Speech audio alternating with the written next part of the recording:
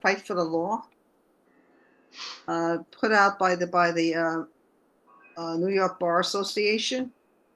And I know this one that's going on at noontime at Union Square Park. But I'm going to go to the one with the lawyers because I think it'll be less problems. I just have this fear. I just don't want to get arrested. There's going to be another. Yeah, May Day is such a big deal that, it will attract all sorts of, Yeah. everybody's trying to leverage it for their own thing. Mm-hmm. Yeah. One of the things that's coming up is Jim Fleming, whom I love. He does autonomy, and basically he supports all sorts of anarchist, groups and all that stuff.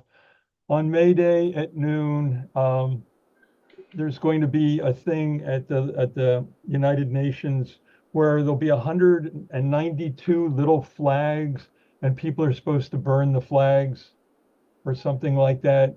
I told them my legs are shot, and I told them I love them and good luck to them, but I think there probably will be police action. And I'm afraid that's why, yeah.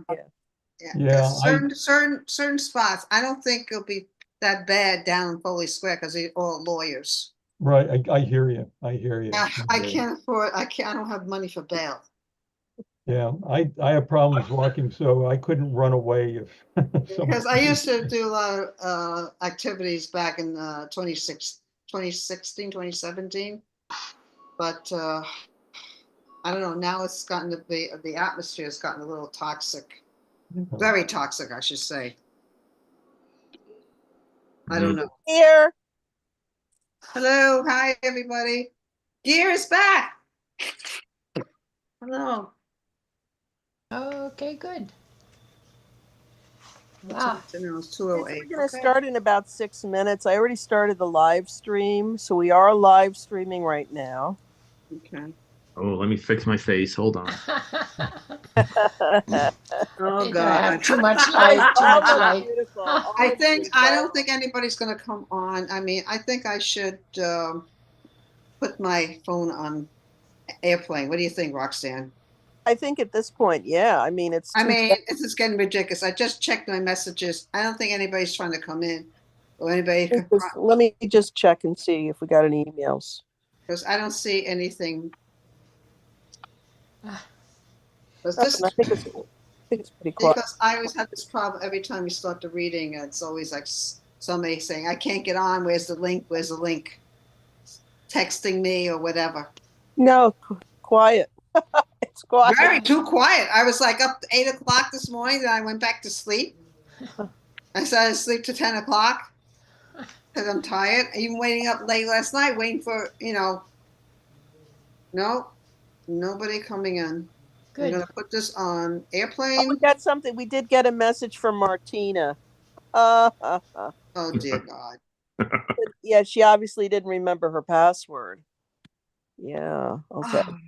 I'll send her a note. Okay, I just put my on because that's what it's disruptive, and I can't focus on the reading or what you're reading, guys. And yeah, I feel like I'm being rude to everybody because I'm like, it's okay. Or I'm doing like this, or on a computer.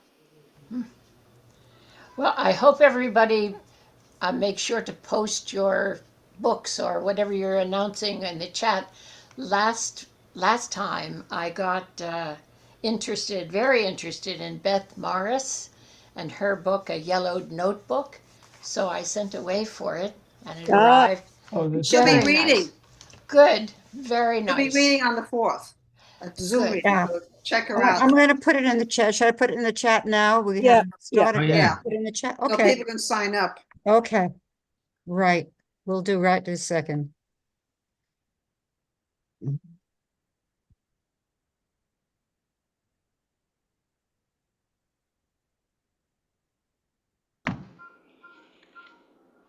It's a relief having this phone silenced. Yeah. No, I want to focus on you. Who can't get in or looking for passwords.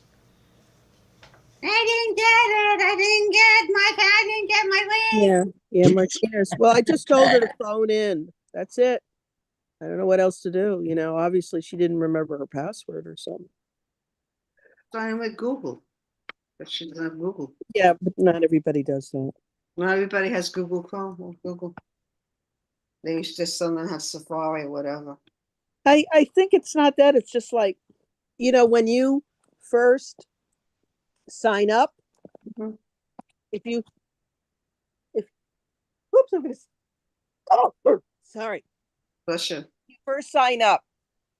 If you choose a password, then you have to use a password every time. If you first sign up using Facebook or Google, then you can Mhm. use Facebook or Google. Yeah. You can't have multiple. They don't give you multiple options. It's Well, however she'll, you signed up. right, she'll have the phone in. Yeah. Jeez.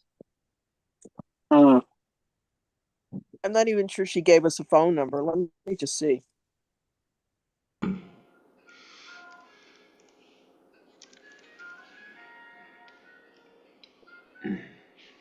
Oy.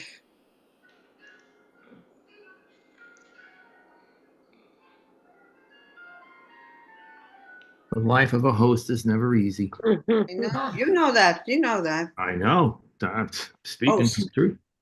It's not. Everybody thinks it's a piece of cake by attention that No, way, your it's attention not. that way, It's your not. attention that way. Maybe start in about a minute. Well, we're gonna wait till Roxy comes back. Well, you can start whenever. I mean, we're Oh, ready to. it's 2:14.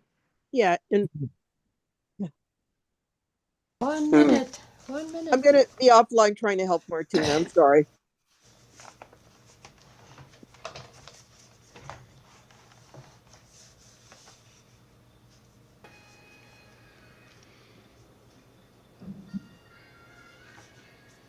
Oh, there's that quiet anticipation. Oh, Well, Caroline can start with the Acknowledgement. Yeah, hold on. statement. Okay, okay. We're Yeah, gonna. why don't we do that? Why don't we go ahead with that? Okay. Okay. Caroline, Hello, everyone. thank you. Okay. This is the land acknowledgement from Toronto, at least. but it's a large part of the eastern U.S. also. We acknowledge that we are on the traditional territory of many nations, including the Mississauga of the Credit, the Anishinaabe, the Chippewa, the Haudenosaunee, and the Wendat peoples. And it is now the home to many diverse First Nations, Inuit, and Métis peoples. The Toronto is covered by Treaty 13, signed with the Mississauga of the Credit, and the Williams Treaties, signed by multiple Mississauga and Chippewa bands. Thank you. Thank you. Thank you, Canada. Okay, welcome to Brownstone Poets. Give yourself a round of applause. It's crazy weather here and a lot of activities going on, but thank you for showing up. We have a fabulous reading for everybody today. And I'm managing with my allergies. I'm doing the best I can with 2 pills. So hopefully I manage for the next 2.5 hours. Okay, we have a triple header of laureates here. We have Ann Wallace, Mike Jakovic, and Maria Lasella. And happy National Poetry Month to everybody here. Give yourself a round of applause because we're all poets in the house. And we keep poetry alive, keep the tradition going and going and going and going. And hopefully we'll be still here for the next few years or longer. Okay, here's the agenda. We're going to start with about 10 open micers. And then we're going to go on to features 1 and 2. That would be Ann Wallace and Mike Jakovic. And when they're done, the features get 15 minutes each. Just want to reiterate that. We're going to break for about approximately 15 minutes. And when Roxy comes back, we're going to come back with the third feature, who is Maria Lasella, my queen's buddy. And after Maria is done, we have the rest of the open. And I, myself, and Roxy will be the end. So it's 3 minutes. Keep the 3 minutes, please. And when people are reading, please mute unless your turn to speak. And I'm just going to give the list of who's reading right now. We have Bruce Whitaker, Ron Bremer, Rick Spacek, is he here? It's not. Did Martina come in? No, she hasn't come in yet. I'm Okay. going to send her the live Amy stream link. Barone here? I don't know what else to do. Oh, I think Amy's not coming. Oh yeah, Amy's not coming. Glenda's not coming. Yeah, I think she just gave up. That's what happens. You know, people don't wait for the reply. Mhm. Yeah, I have, Amy's not coming. I know Glenda's not coming. Harvey Sauce, is there Timothy Dwyer here? Not yet. Yeah, okay. Ken Holland is here. Is Lori Kunitz? And Carrie Wagner's here and no Ellen. Okay. So let me see that we have 10. 1, 2, 3, 4, 5. Okay, we have Ron Combe and we have Peter Kozlowski. Is Mona here? I guess not. Not yet. Okay, we're gonna start with, we'll see, if none of them come, then we'll have Jack Cooper. Okay, that's it. Okay, so 3 minutes each, and we're gonna have Ron read first because he has to leave early because he's going to another reading. Ron, unmute and share. Great. Okay. Thank you. Great seeing everyone. I Okay. have a new book of poetry that just came out called The Verities of Love, and I've already rewritten one of the poems, and I'll read that poem. Death is a soldier. What he really is a middle-aged guy wearing a red MAGA cap who collects tons of books on military history and dreams what the world would be like if Hitler had won the war. He sits in a neighborhood bar knocking back white Russians watching TV. Every time he looks up at the screen, something happens. Leon Musk attacks Social Security. Trump opens his mouth. Death nods knowingly and continues to drink as these disasters occur in real time. Even as he stares at his now empty glass and wonders whether he should order another, his mind is skimming over a list of the living. And whenever it stops on a name, that person gets picked up by ICE and is instantly deported. This is hard work, he thinks. Yes, I'll have one more. I've earned it. And can I read a real short one then? Do I have enough time? Please do. Please do. Okay, one more? Please. Okay, this is after the revolution. I used to call it before the revolution. I dropped this stanza. Now it's just after the revolution. National Guardsmen dressed in riot gear surround the twisted wreckage of our president's shiny black limousine. His private jet, clearly labeled Trump, taxis down the runway, then slowly ascends, turning towards Russia. Thank you, Patricia. You guys are great. Thank you, Roxanne. Thank you so much. Okay, thank you for your support all these years. Thank you. Okay, next we have Bruce Whitaker. Please unmute and share. Hello, everyone. Good afternoon. It's wonderful to see you again. I have 2 poems. One is very timely. It just came up this week. It's called Easter Future. If given a choice, I'll take Easter late. No frost on the peeps, real tulips in the grass. No shivers in that long walk after ham or lamb. AI tells me the latest possible Easter is April 25th, that this will happen some years from now. I won't say when, except I'll be in my early 80s then. Closer to rest than resurrection, has it not ever been so? The birthright curse of us mortals is to be offered glimpses of paradise, but no key to the gate. There's little doubt Easter itself will recur. Maybe its cultural diminuendo will even reverse. Its summons to hope more answered than ever. Imagine that years out, late spring morning. Can I still walk it, hook it, take to it?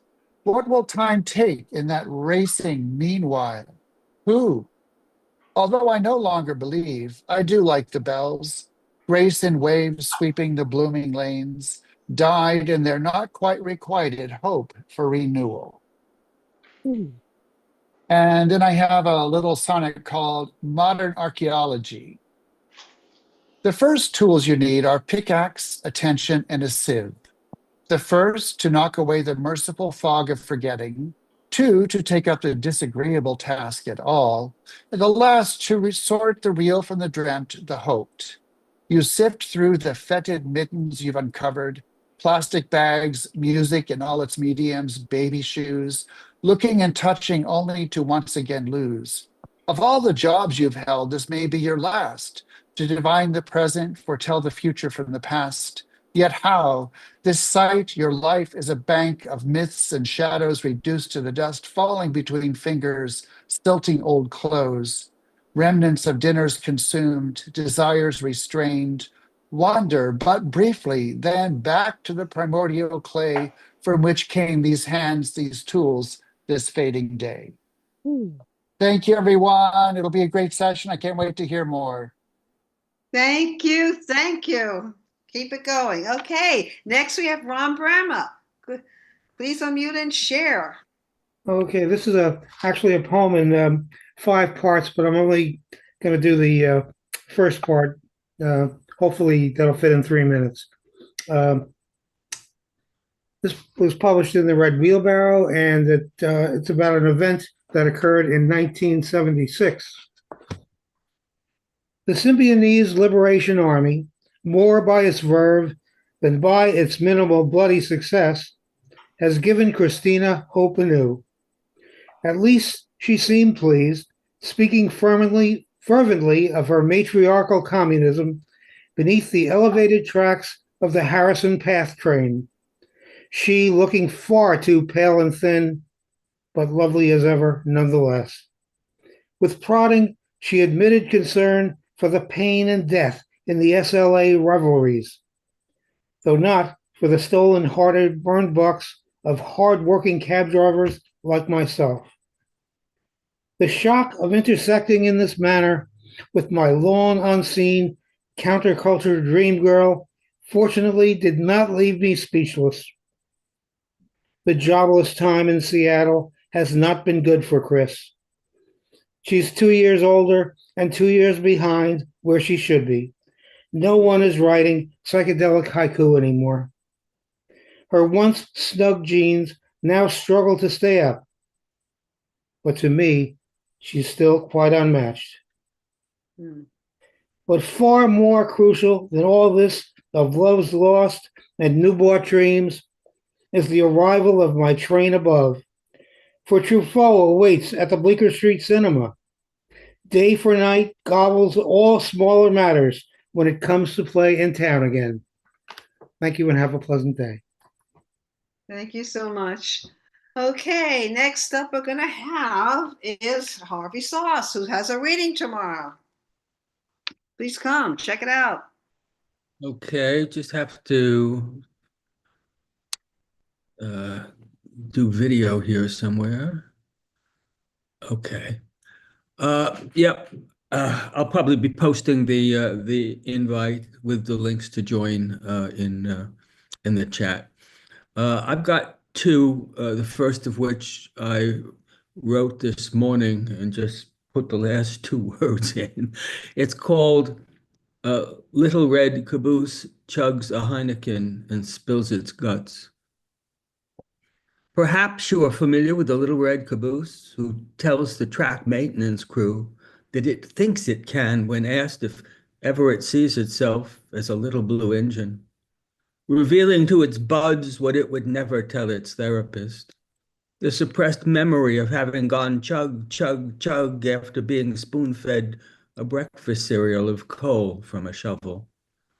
No river too deep or mountain too high for this B&O railroad car that fancies itself Tina Turner, if not quite having the chops or the legs to carry it off.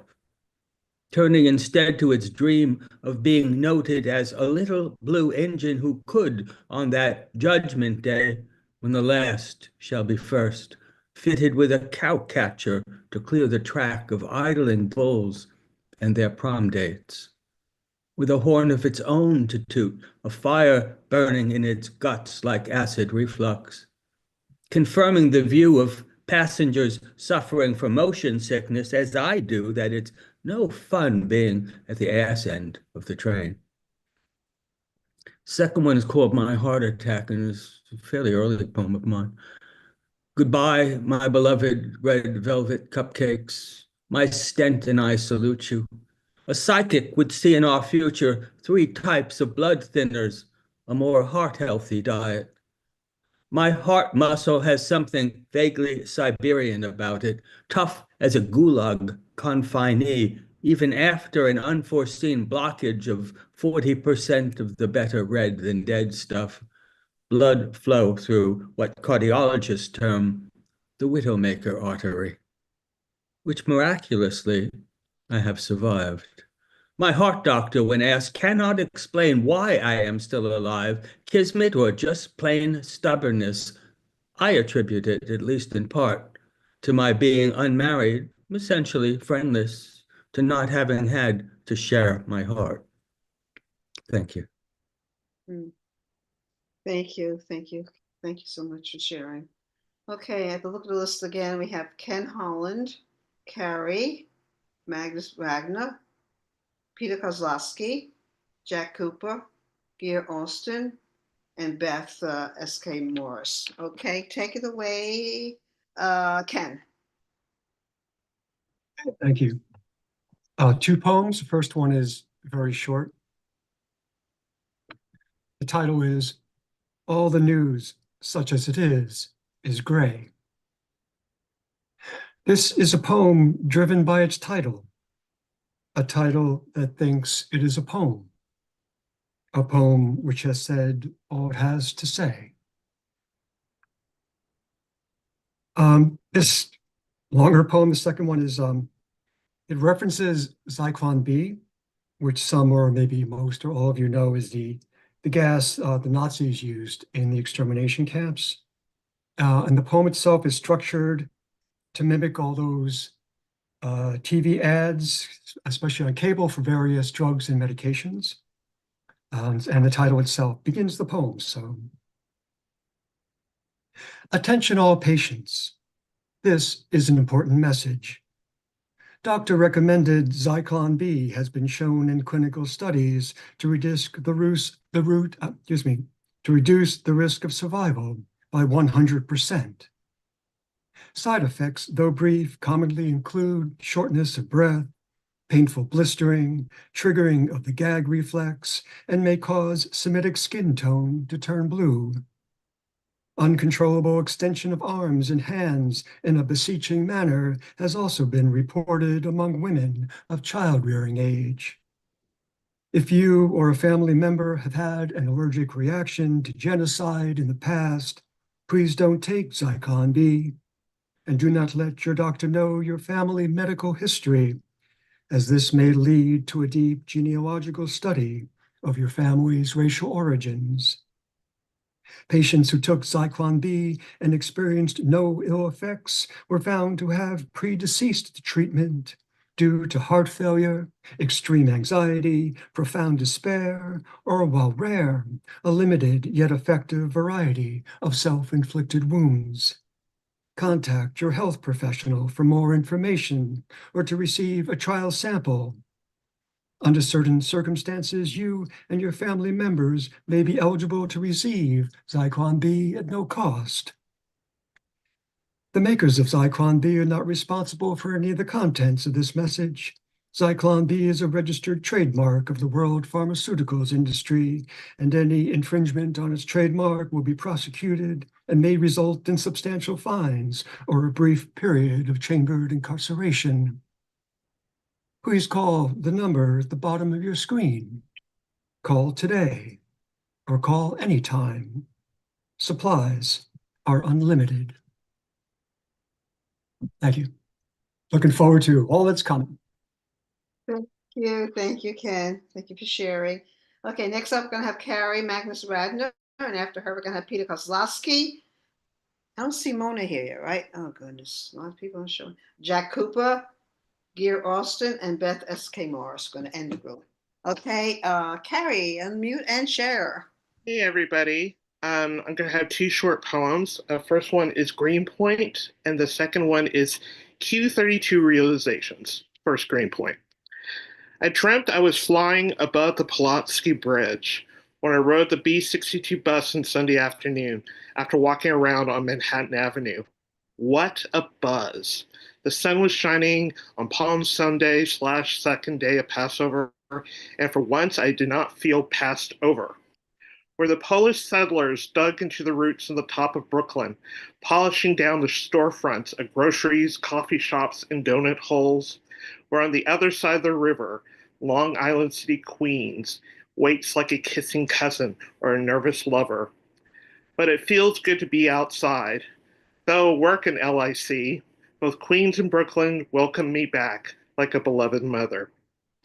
Okay, the second one is Q32 Realizations. All right, hold on. Please move away from the doors.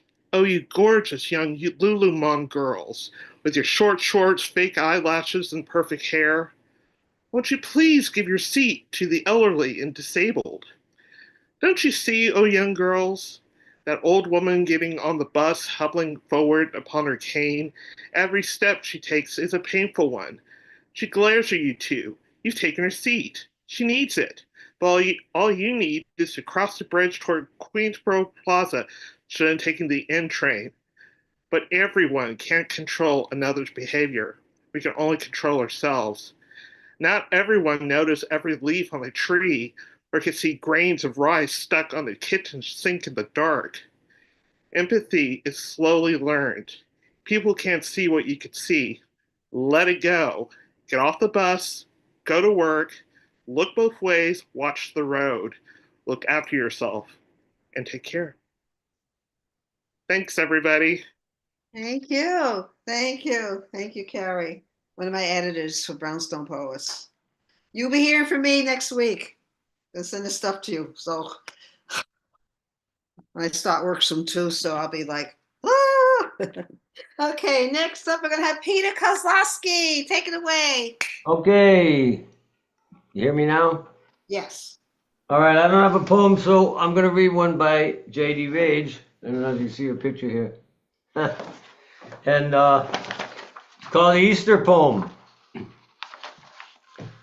Give me the Easter Bunny. I will chop him into little tufts of hopping fur and set the lot of them on fire. Cute little Easter eggs are in trouble. I will dye them black and paint them over with skulls and black cats and witches' eyeballs. Hop, hop, bunny, out of my way. I'm on a mission of rabbit elimination. Does the egg signify the sword-ripping flesh? Does the bunny symbolize a crown of thorns and vinegar poured into wounds? Perhaps the eggs would be placed under a large wooden cross to help it be dragged up a hill. And the Easter bonnet could be tied on the heads of hanging crucifixions to shield their faces from the weather boiling sun over baked earth. I feel nails in my feet. I feel nails in my hands. There is a cloth engraved with a bloody face. There is a strange light in the sky. I am surrounded by criminals on all sides. They are begging for water. I'm wrapped in a clean sheet. I'm on the lookout for the Easter Bunny. I will make him eat his hat.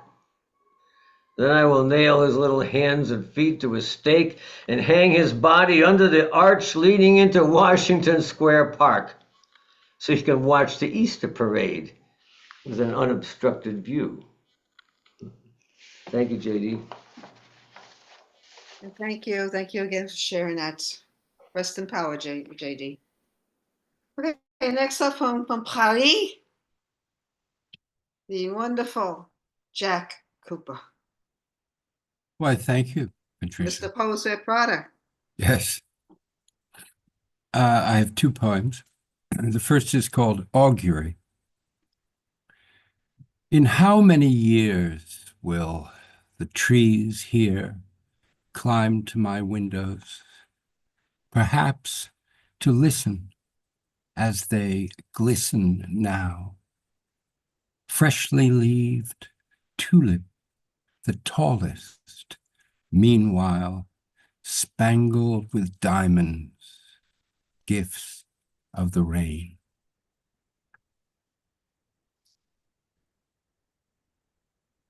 And this is called The Originals. Thanks such, so to you, much I realize, gained first, remain afterward, soft of Venice, your gift. And now this, Sunday morning, August, swelled around the middle, brimmed toward summer's end. Weekend wakened to see the originals, real thing, etching, pastel, I had worshipped long before our own meeting, adored since, despite reproduction, imprint, machine. Return enthusiasm, intimation, intimacies, once upon time favorites shared, stanch flow, loss, slow, from oblivion. Instruments preserve, tender to recall, guide accent by brush, lovers lingering, touch of a hand no other pen could describe, seen finally and tasted, far, near, near, far, I, you, come, gone, that particular hour. Thank you. Thank you, Jack. That was beautiful. Okay, next up, we're going to have Gear Austin and Beth S.K. Morris will end the round before we move on to the features. Okay, take it away, Gear. Welcome back. Thanks. I'm going to read two poems. The first one is the one that was in the last Brownstone anthology that I never read because I wasn't online for that reading. It's called Angelina. It's about one of the many migrants who lives among us. Angelina, you arrive at Kennedy Airport with a master's degree in psychology and a pocket full of hope. You go to work as a house cleaner, a babysitter, a pet sitter. At home in Lima, you lived with your multi-generational family spread out in a multi-storied home. You saw your mother every morning at breakfast and every evening at dinner. In Manhattan, you live with your in-laws in a one-bedroom apartment all the way uptown. But you keep smiling and working. You send dollars home every week, and you chat with your mother online every day. When she gets sick, you see her fade away on Skype, and you attend her funeral on Zoom. The next day, you clean somebody's home, and you babysit someone else's children the day after that. Finally, after years of odd jobs, you land a position as a nanny. You're hired to speak Spanish to a banker's baby on Park and 63rd. You hope they don't make you clean their apartment or the kitty litter, but you know you will do whatever they ask. Without papers, you're stuck with them and they can stick it to you. Okay. The next one is, sorry. It's called Malibu, if I can get to it. And it's about the time that I migrated to California and realized quickly that I was a New Yorker. Malibu. I arrived with books, a suitcase, a few scars. From the road to the front door, yuccas grew like exclamation points.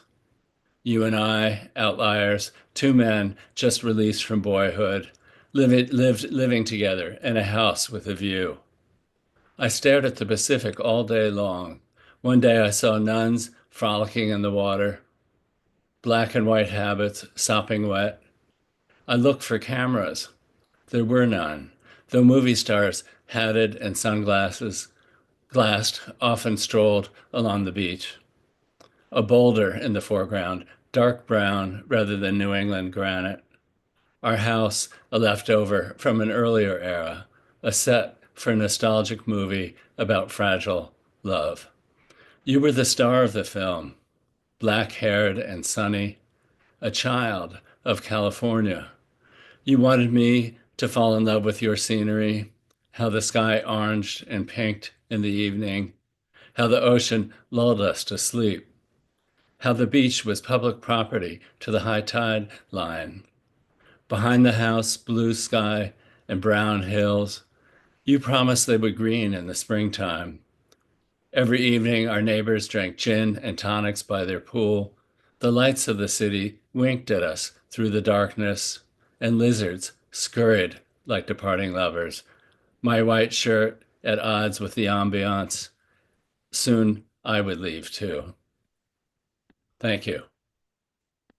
Thank you very much. Beautiful poems. Thank you, Gil. I'm going to end this round with with Beth, and don't forget, please check out her reading on for Sunday. Beth, unmute and share. Hi, everyone. Yes, it's at the top of the chat. A yellow notebook is a collaborative hybrid that's an interweaving of my father's final writings with my poems.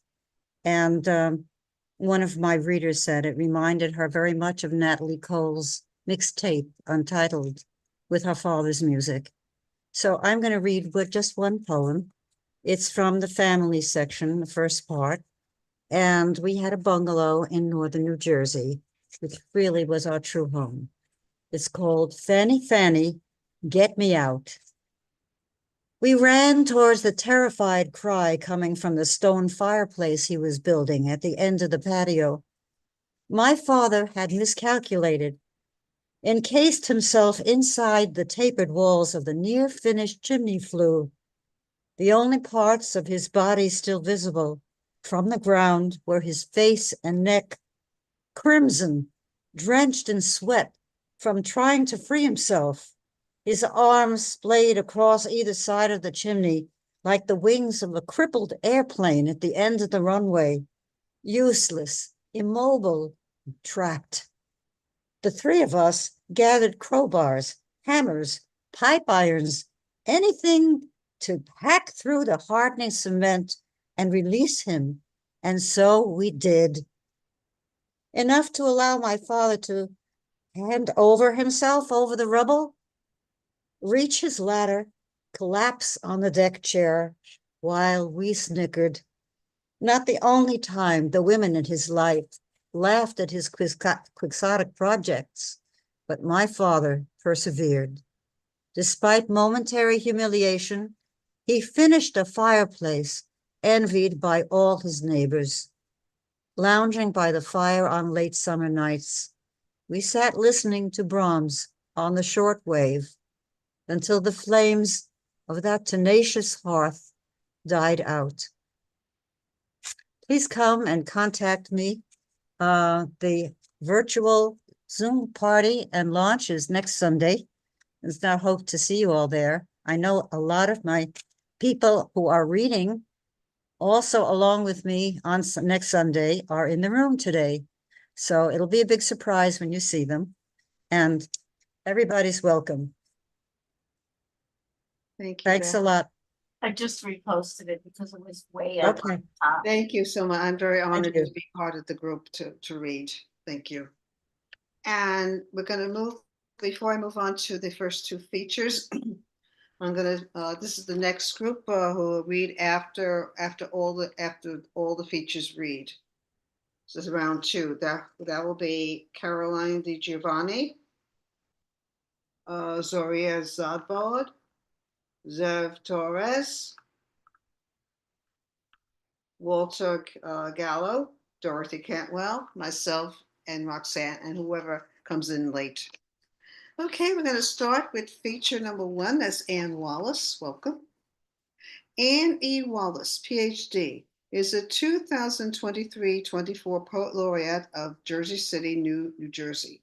As a longtime survivor of ovarian cancer, a woman with multiple sclerosis, and one of the nation's first long COVID patients, she has lived and written through illness for 30 years. Her second poetry collection, Days of Grace and Silence, a chronicle of COVID's long haul, Kelsey Books 2024, was written over 3 years, beginning when Wallace was first sick with severe acute COVID and following her teenage daughters and her long journey of recovery. Wallace's first collection of poetry, Counting by Sevens, Main Street Rag 2019, is a reflection on motherhood, illness, and contemporary life in America. Wallace is host and producer of The Wild Story, a podcast of poetry and plants by the Native Plant Society of New Jersey and professor of English at New Jersey City University. Let's give a warm Brownstone welcome to Ann Wallace. Take it away. Thank you so much. It's a real honor to be here. So I'm mostly going to be reading from Days of Grace and Silence, and I did put info in the chat about this. It came out last March 2024, but I also want to intersperse some newer poems in my reading. So I'm going to start with one I wrote this month, and it's called Bending Toward Hope. A woman I've never met before, a stranger, but also soon a confidant, starts by telling me she has good luck. Before sharing her story of cancer and its reoccurrence, she needs to establish this baseline truth to remind herself, and so I know to listen with an ear bent toward hope. So let's listen with an ear bent toward hope, because some of these poems are, this is, this book, Days of Grace and Silence, is a chronicle of 3 years of living through COVID and long COVID. Mostly my own illness, but also my two daughters who were 13 and 16 when the pandemic hit, but they are both also COVID long haulers. So the first poem I'm going to read is one from spring 2023. Oh, and I wrote my way through my illness in spring 2020. I wrote a poem a day. So these, and then less frequently, but the poems in this collection are arranged in chronological order and dated so that you really get a sense of the trajectory. So the first one's called Passages. It's been decades since my body held a sorry, I had a frog in my throat. Passages. It's been decades since my body held a narrative clear and simple. It turned to poetry long ago when a refrain emerged, was repeated with life interrupted once, then again and again. A poem always begins in the middle or someplace nearby because truly, have you ever tried telling a poet to begin at the beginning? When doctors ask me or my daughters how our illnesses began, oh, the poems we compose on paper-lined examination tables, each one of us a stanza braided to the other, with no beginning and no end. The poet in me dares not ask if we are always muddling around in the endless looping middle of this story. How might we ever write our way out? So I'm going to take us back into spring 2020 and share my attempt at writing my way through and out. But from April 2nd, 2020, airborne. And I'd been sick with COVID, severe COVID for a few weeks by this point. I'd been in and out of the hospital, the emergency room. But as you all might recall, the hospitals were full. So they kept sending me home. Airborne. Each breath, beating breath, sucks in the thin air. Exhaustion floods the pulse, slow pulse of the exhale. A wave of light, of blue, then dark, sways inside my head, floating right, floating left, around, around, around. Days of pressure and fog. My daughter laughs at my muddled questions asked on repeat. I forget not just the answer, but that I've already inquired about schoolwork, dinner, the weather, what else? I cannot remember if I've been talking to her or to myself. I fight to break through this neural haze, thick, so thick in the pulsing darkness, noisy and closing in, always in, on the center of clarity growing small and smaller, week upon week. I close my eyes in exhaustion against the drumming inside my head. My brain swoons and constricts, and I feel myself diminish as my blood runs low on oxygen. I fight not just for air, but for words, for logic, for narrative. I fight to remember the story of me. Spring song. The sirens wail the soundtrack of this silent spring, a keening intertwined with birdsong by day, with my daughter's dry, dry cough through the night. Life and death bound together, contrapuntal, on, so that I no longer hear the sirens until I do. Next, I'm going to share two poems that are not in the collection. The Keeping Room. There comes a time when the phones are powered down, the shutters pulled tight. Within the keeping room, we worry, we fret, we wait. When life is reduced to the smallest motions, to the thrumming pain of leaving unheard, invisible to all but those within the inner sanctum, we know but cannot bear to concede. Hope's time has passed. And this next one does take us back into spring 2020, but it's not in the collection. I wrote it later, and it actually just won an award judged by Marge Piercy.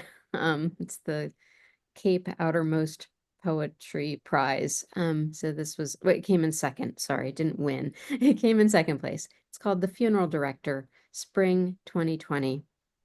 And I should preface this by saying my long-term fiance is a funeral director. So while I was very, very ill with COVID, he was dealing with an unrelenting barrage of death. So the funeral director, spring 2020. He bites his lower lip, clasps his hands behind his back, and steels his legs into a wide stance, knowing one brimming tear holds power to unleash the others welled up and waiting. It used to be the unexpected that disrupted his balance. The new suit, purchased 2 sizes too small for a teen struck down in the road, the calm words of a mother to her grown child laid out before her, speaking of tomorrow as if nothing had changed, or the collapse and despair of another who knew everything had. But in these endless days of horror, when the pandemic envelops and makes a home in our city, when the morgues are overflowing and the bodies are stacked and held 3 weeks for burial, when the caskets are closed and families cannot kiss or send off their dear beloved. He works in solitude, carrying the grief of legions. He removes the tubes and bathes the bodies of the deceased, dresses each one in clothing brought by loved ones, sets their hands and combs their hair, placing them in caskets their families will never open, and the mounting waves of sorrow swell high and higher until they crest, and the rushing waters wash and wash and wash over him.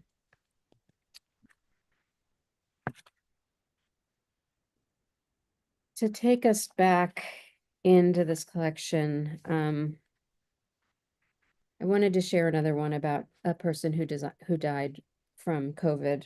I wrote this one in winter 2021. It's called Enamel. I held her hand cupped within mine, her brown fingers curled in permanent rest as I applied a fresh coat of enamel to her nails. I did not know the frail woman in the casket, though I wrapped her body in the fine sari her family brought, pulled silver bangles onto her wrists, and brushed her hair. And I held her cool hands in mine as I painted her nails, wondering when her skin had last been touched in life and without worry. And I thought of the long viral months when my skin too was untouchable, and I pressed the warmth of my palm into hers. I'd like to turn a little bit toward hope now. This is called synesthesia. I was thinking about hungry birds and spring and the returned fever of my daughter, but these things do not inspire hope. So her sister suggests music and plays a song she says is orange and pink and sounds like a painting. And now I know we both hear color and texture when others are stuck listening for the words. And sounds will carry. This is written in sort of like honor of the long COVID community and also those who lost loved ones to COVID. Sounds will carry. We have pulled at thin air and breathed in the shallows, hungry, our hearts and lungs ablaze, commanded ourselves to breathe and breathe some more. Our breath sounds swallowed by the wail of sirens on and on. The fear stuck in our throats has now crescendoed into the guttural cries of a nation in grief. But we have laughed as we have cried, and we will laugh and we will cry some more. And the sounds will carry us like calling cards of the lost and bereft across the bridges and through the cities in search of each other. I think community is so important in difficult times, not just the pandemic, but also now. We are in another extended difficult time, and so it's so heartwarming to see so many people logging on this afternoon to be here together to share our words. I think it's just crucial for our own well-being and ability to find our way through. So I want to share another one from this this month. I mean, I write a poem a day in April, as I know many of us do. So I wanted to share one called After the Book Fair. I'm a professor at New Jersey City University, and the students there held a really fantastic book fair a week or so ago. So I wrote this one after it. A day like today is filled with the wonder of small joys, of students offering books to other students, of poets putting words onto the page and into the air, of people laughing and making plans for tomorrow. The wonder, though it is there, is not there alone. No, the awe that fuels my body today is that such love is given here, now, amid despair and chaos, amid crisis. So I know our imaginations have not been, will not be, stripped bare in tandem with our freedoms, which to me means we will make our way through together. Another one from a few days ago, survival mechanisms, and then I will close with the last poem of the book. Cherry blossoms are growing this year directly from their trunks, bypassing the leggy limbs to pull straight from the marrow. The trees know to adapt in times of stress, like us as we hold what is young and fragile so close to our hearts. And to end, I have the final book and final poem in the collection is called The Infinity of Hope from spring 2023. We talk a lot about the little things, like a ripple of a stone on the glossy surface of a lake, circles pushing out and out and out until they join other circles and waves, each a disruption that begins with the weight of an object thrown or body, say of a dragonfly, landed where before there was none. We talk a lot about the little things, the small decisions or delays that mean you and not me, or me and not you, is in the wrong or the right place at the wrong or the right time. We used to call it chaos theory, the way one small action here has grand potential to impact you, wherever, whoever you may be. Sometimes the ripples, they are devastating. The wave of one airborne particle heading toward me and mine, the way we might think an action is harmless, because we don't think to look where the stone lands, where the ripple travels, because we're so mesmerized by the rings expanding with perfection upon the smooth water. But other times, the impact of the small things, it is beautiful. A kindness or surprise that spreads like a ripple into a smile, a day set into motion, expansive, unknowable with potential that is infinite. So tell me, what small ripples will you release into the world today on faith that you may not see what stuck things they loosen? Thank you so much.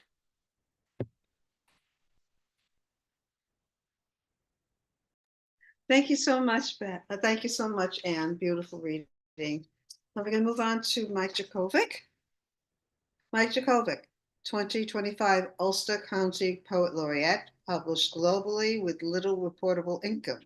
Full-length collections include Buckshot Reckoning, Moon Kussa's American Metal, Luchador Press, 2023, 2022, and 2020. Haiku Collections, Monet's Bamboo, Caps Press, 2025. Bluefan Whirling, Urala Press, 2018. President calling all poets celebrating 26 years in the Hudson Valley. Co-chair, Music Fan Film Series, Rosendale Theater, Rosendale, New York. Online CD reviews at All About Jazz and lightwoodpress.com. The Rock and Roll Commercian appeared in Rhythm and News magazine 1996, 2023, Phonogram 2023 to 2027, Van White Gazette 2013, 2022, Elmore Magazine 2013, 2017, hosts New Jazz Excursions, Monday 9 to 10 a.m., WVKR 91.3 FM, Vassar College. He loves Emily most of all. Let's give him a warm Brownstone welcome to Mike Jakovic. Wow, we should have shortened that bio by a long shot. It's okay. Don't worry. All right. First thing I want to say is I want to thank everybody for being here and echo what Ann said about how we pull each other through. And this is called Mediums, Mystics, and Madmen. Mediums and mystics and madmen all decked out in a wild dance around the pyre at the Cafe Adversity. Flim, flam, fraud, and failure have run out on their tab. And Barney, the old bailiff, will have another beer. Hey, it's the Lord of Mentor Street sitting with the seer as another virgin liberal in a clashing suit and tie cries silence is not poetry. It's the gag rule of the oppressed. The tyranny of minds, a kleptocracy of poets. Cross-dressed presidents crawl onto the stage. Applause resounds, rebounds, reverbs with fife and drum as liars lie to liars and truth on ashes born. Rocked mock skittled scorn, see the orange king has tumbled, and if he asks you, tell him this, it's all a succession of steps and stumbles, mediums, mystics, madmen know the score. Don't give the parson half a chance while he's idling out the door.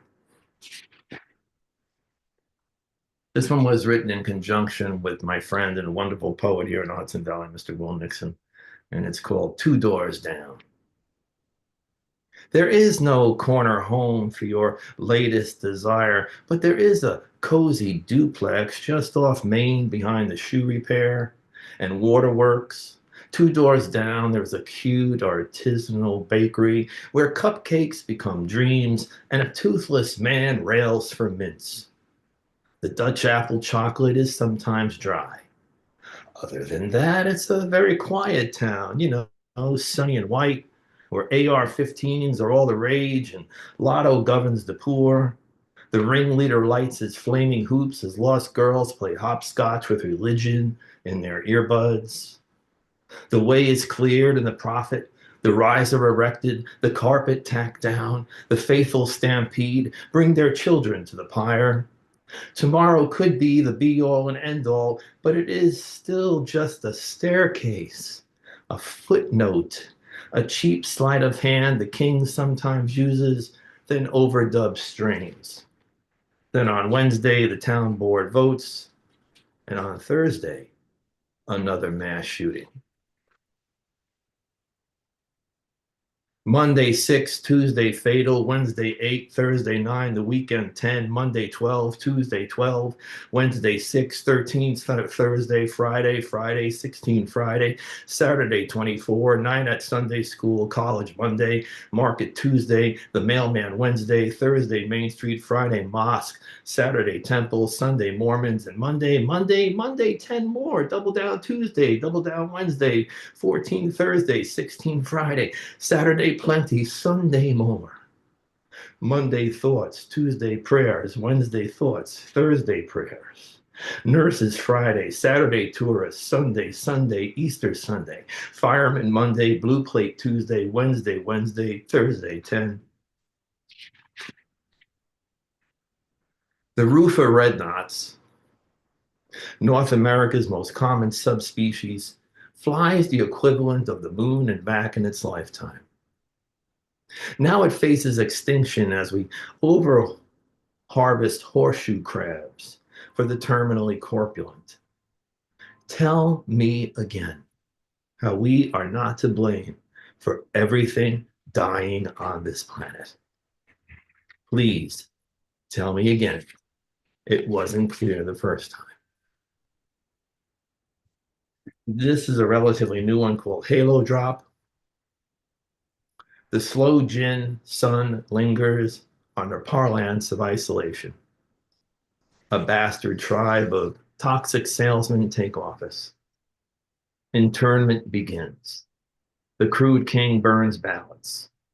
Invention and wonder no longer mark time. The Eden experiment goes cold. The young enlist, never to return. Court convenes without Congress or law. The old man craps on the ransom machine. The sleeping co-ed missed the storm, counts the lifeless in her dreams. I've curated the Valium, called in the new script, reserved 2 seats on the leaving train. I've kept my side of the bargain.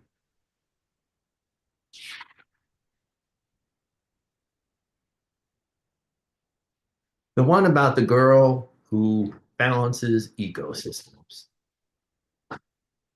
An echo through Denmark worms into my ear like that song about something from the 70s.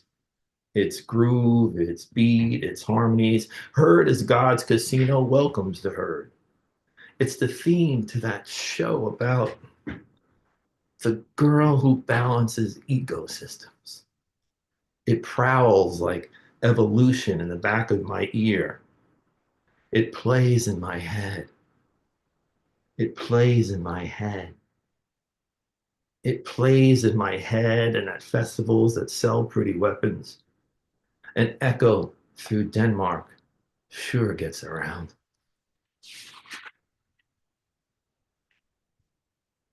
I can't remember which one of the open micers, I think it was Carrie, mentioned rice being everywhere.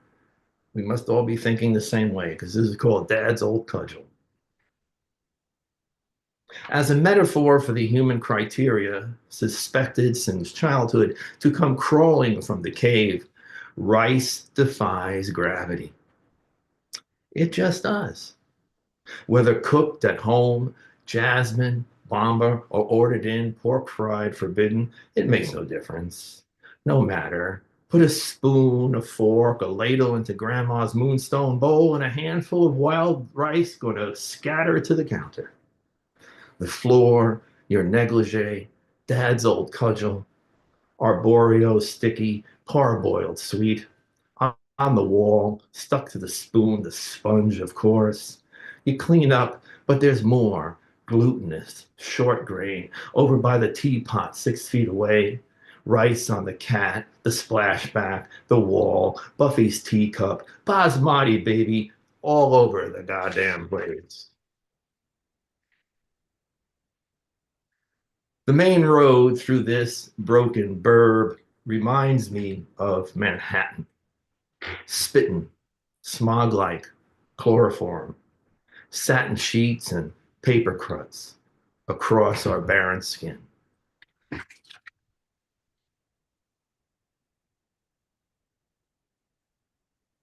2 wives ago. It is a beautiful thing.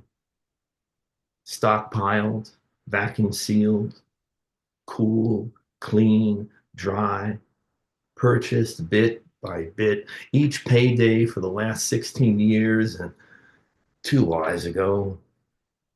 Neither could fathom my reasoning, so I gave up trying. You can only save yourself in the end. Everyone else drains your rations. Dated, rotated, pasta, rice, each 50 milliliter can checked monthly for rust, dust, corrosion. In this room, mostly cornmeal and proteins. A tunnel to the highway, shelved floor to ceiling with canned meat, tuna. In this room alone, my water.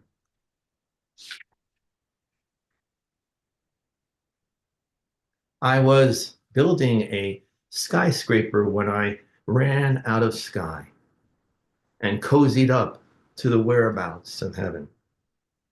Above our false hosannas, way up in the clouds where no one speaks but sings beautifully.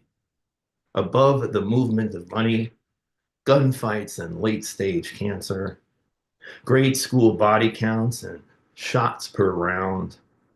Up there, in the blue beyond wonder, where tomorrow threatens no one, where angels woo the glade. My days as the dominant male elude me. So I take my wounds to the scrub grass, my shadow to the tundra, my deceits to rest. This is called The Noise of Dreams. This appeal is just vanity in oral form. Me espousing to you verse after verse after verse, bad to worse, beseeching, begging, attention, awe, adulation, detonation, desire. And I'd like to close with this one. I want to thank you for coming out today. And it's called Bleed Out. And it begins with a quote from Napoleon. What is history if not a fable agreed upon? If I should get caught in the crossfire, will you finish this poem? Will you dovetail our voices together? If I should bleed out before topping off, please keep the truth we carried into the war that threatens to silence the words we use to shorten the distance between us. Thanks, everybody. Thank you. Thank you so much. Okay, we're going to have a break, but before we go there, I'm just going to mention the list because we got some people coming in here. We have Caroline. We're going to come back. We're going to have Maria Lacella, and after Maria Lacella, we're going to have the rest of the open, who will be Caroline Di Giovanni, John McMullen, Zoria Zadblad, Zeb Torres, Bill Lins, let's see, Walter Gallo, Dorothy Cantwell, myself, and Roxanne. So we're going to have like a 15-minute break. Go get yourself a cup of coffee, go get some tea, make a sandwich, schmooze. Everybody can unmute right now. Okay, thank you. There we are. Okay. Have a good break, everyone. We have a visitor I have to go see.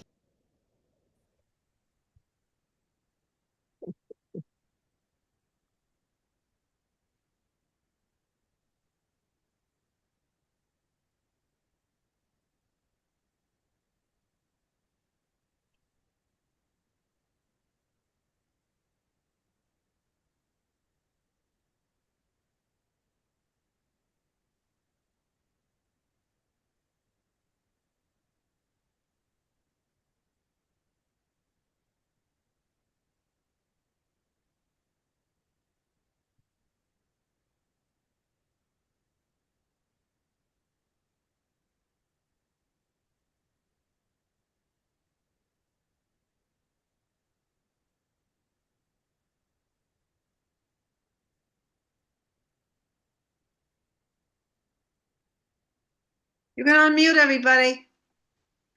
Great reading, everybody.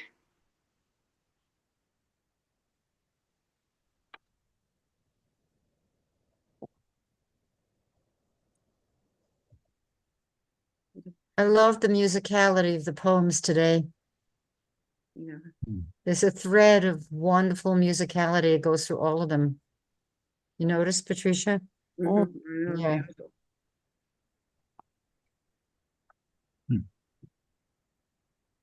What a great reading. What a great reading from beginning to end. Really.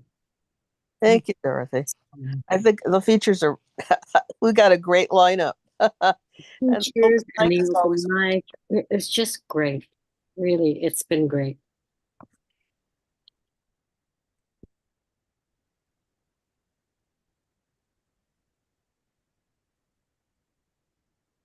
You can unmute everybody. I'm gonna go get my pineapple drink. Be right back.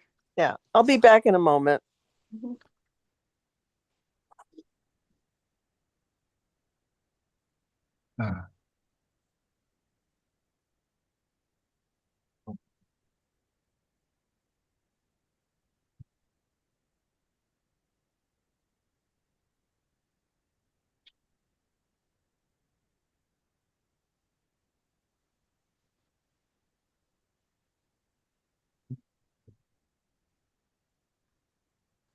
Yeah, I know. I get these poems to read, dude. You know how it goes. Ah. Ooh.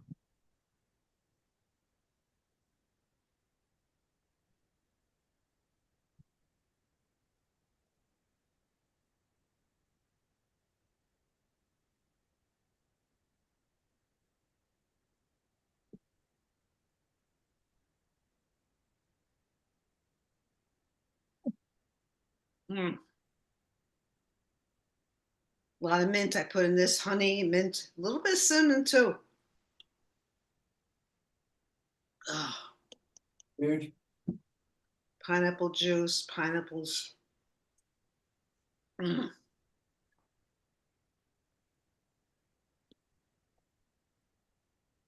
Oh boy. Very refreshing. I have to say, there's so much hope. These are such terrible times, such terrible times, and there has been so much hope and a call for community in this reading today, and so much beauty. It's been hard to write. It's been hard to read. It's been hard to Here. hear. Yeah, it's so hard because now he's pulling 2-year-old kids without due process. Oh, yes, right. What the hell is going on? And He's just it's going crazy. And that I heard about that judge in Milwaukee. That's disgusting. I'm going down to the Foley Square on May 1 at 1 o'clock to protest with the lawyers because the law is not being followed at all. The law is being thrown out the window. The law, the Constitution, everything. The Constitution's been shredded. Decency. Almost literally speaking. Yeah, it's very hard. Spiritually speaking, it's been destroyed. It's just been such a hard time. But I want to say that this reading has been so comforting in so many ways, in terms of its boldness, in terms of its courage, and the compassion and beauty that we're reminded of in community. I'm so moved by all of the poems I've heard today. Tell me more. We're not finished yet. Patricia, I'm gonna go to that Foley Square thing too. Maybe I'll see you there. I'll look for I you. hope so, yeah. Will you be seeing me over there? I've been marching my little feet off, but No, because now the weather's better and I'm feeling a little better, because I've been like, since November 5th, I came home from the election because I work in the Board of Elections in my neighborhood. I came home. I knew something bad was going to happen. I had a very bad feeling. And I was like, I never felt this way after an election, with the exception of working for Hillary Clinton. That night I was in the main polling place. I was doing like the calls for the people election night. I had a very bad feeling that morning that when I went for my tacos that Tuesday. I said something's bad's going to happen, and sure enough, we were watching the screen. I burst into tears and everything, and people were like attacking one another in the room. We were making phone calls, and people were attacking people for crying, for being upset. Well, I was in a room full of people. I think about 20 people. We were all watching. And literally, when they made that announcement in 2016, you could feel the air leave the room. Right. It was just like,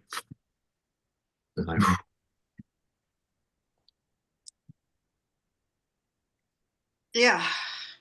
And I had a scary dream the day before the Brooklyn Book Fair that year. I dreamt I saw posters of Trump there at the Brooklyn Book Fair. And different shades of orange, like flames, and dressed as a Nazi. Oh. This is in 2016, the dream I had. It was at the Brooklyn Book Fair. This is the dream. This is before the election. Yeah.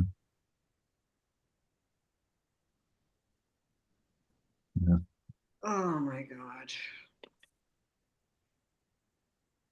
We shall overcome, as they say. I know it sounds cliche, but we'll do it. I hope so, because one thing, how can they deport me to Russia? I don't speak the language. I think if they deported you to Russia, you wouldn't have to speak the language, but that's just my hunch. I mean, my mother was born, and father, they were born here. So how can they deport me? I was born here too, and my ancestors came here in the 1600s from England. And if they sent me back to England, England would go, we don't want you. So I'd be the man without a country. Yeah. I stayed up last night. I stayed up last night to watch the Post funeral, and that was moving. But I was embarrassed by Trump being there. But at least I got a poem out of it. Patricia, I was going to say, you won't need to be deported. Another 6 months, we will be Russia. So there'll be no reason to send you anywhere. Oh, yeah, because I forgot I'm part Russian. They can't deport me. That's just Putin. He's Putin's bitch. I hope that holds up in court. Yep. I hope so. There's In Holland, always the happiest of us all.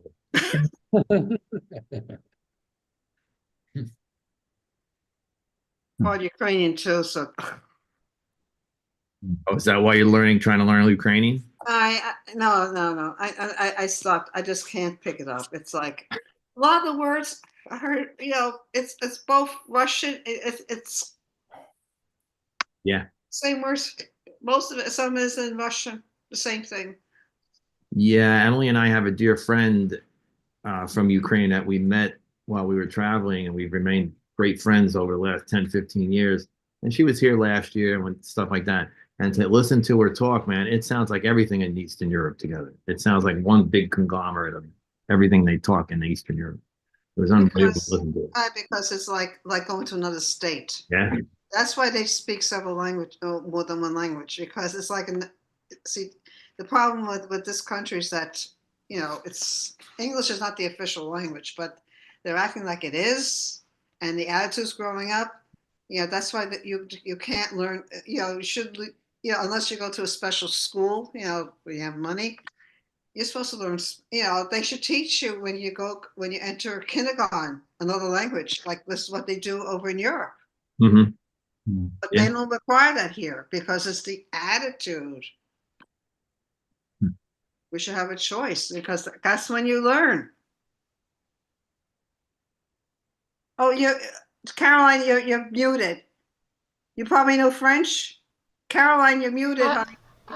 I know more Italian than French. I studied French, and I don't have to use it very much, but I have to use a lot of Italian because my husband is Italian, and here the multiculturalism is very much alive. Everybody speaks their language, everybody, but we also speak English or French. Beautiful. That's the correct language. So Where are you, Carolyn? Toronto. Oh. Toronto. So there are Love people in Toronto. our I was there neighborhood once. here, Ukrainian, lots of Ukrainian. So everybody is allowed to flourish in their language. It's really a different attitude. When I grew up in Philadelphia, everybody spoke English, and I know a lot of my friends were from Italian families, but they didn't know any Italian. Then I married this Alberto from university, from college, and plunged into a community that remains very faithful to the Italian roots, but very much a part of the new Canadian society. So it's a different thing. That's why we're so resentful about this whole idea of the 51st state. We don't want to be the 51st state. No, please stay away from us. Nobody. We're Come toxic. and join us. Come and We're join us. toxic. I'll be right back, guys. Yeah. You're going to be the 52nd state. 51st is going to be Greenland. They're ahead of you. Just want you to know. You know what? Got a little time left. He made a big mistake because Iceland is a much more attractive place to go. Greenland is fairly barren. There's not much. But it's what's under the ice that matters to them. Well, It's militarily strategic. that's right. That's Right. why. The location. And he really doesn't care. I mean, it's not a question of whether it's valuable. It's big. It's bigly. It's bigly. It's one of the 6 or 7 adjectives he knows. Oh, you know? I think he should go to the island with the penguins. See if the penguins really want him to join up. I He's think charging them. Piranha, but you know. No, he's charging them the tariff. The penguins. I don't doubt it. That's what emperor penguins are marching towards. You know, Trump is, I guess. He likes the word emperor. Well, he'd have to share it with Vladimir. No, that's Tsar. Yes, that's right. He doesn't want communist Russia. He wants Tsarist Russia restored. Yeah. Oh, no, there's no question about that. They want to put him on a $250 bill now. Yeah. It's so crazy. It's so horrible. So, Caroline, are you an hour behind EDT time-wise? No, we're still Same time, Eastern. right, Yeah, same. we're the same. It changes And the second for us in question, Manitoba. the and for second you- question is, do you have a room in your house I could rent out? We're As a in a long lost condo. cousin? We're in a condo, but Hey, this is see if bookshop. there's anything available. Yeah. Yeah. My KDP bookshelf. You might have to take us all in. Can we? Yeah. The sub- problem is I don't have a passport. Oh no. Oh, go I'm get screwed. it. Get Go one. get it. Can I go for immunity? You would be welcome. We need artists. Yeah, you can be an artist. No, they won't creative. take you unless you have a job that can create money in They're Canada. going to be like Americans. Everybody's like that. It really actually costs a lot to immigrate to Canada. I mean, there's a big dollar Tariff. you have to spend. No, they're starting to restrict the numbers, but for a long time it was fairly open. So people with some learning and capacity to speak either English or French fluently Yeah, 'cause that was like could apply. Yeah. We My- used to go back and forth with just your driver's license or whatever. There was now you do need a passport. In Vancouver, you can't even buy a house in Vancouver. No, millions. You cannot buy a house for any amount of money in Vancouver unless you're Canadian. Will they take fentanyl in trade? Just Caroline, is it as hard for British citizens to move to Canada because it's part of the Commonwealth, and is it Yeah. easy? It used to be quite easy and back and forth. Now there isn't a separate concession just for Commonwealth, but it gives you sort of more points when you're coming in to be Commonwealth. We have lots of Jamaicans here because they're the Commonwealth too. So it's not an easy ticket now. I think for a while, like in the post-war time, the Premier of Ontario would go to the plane and greet the British newcomers with flowers.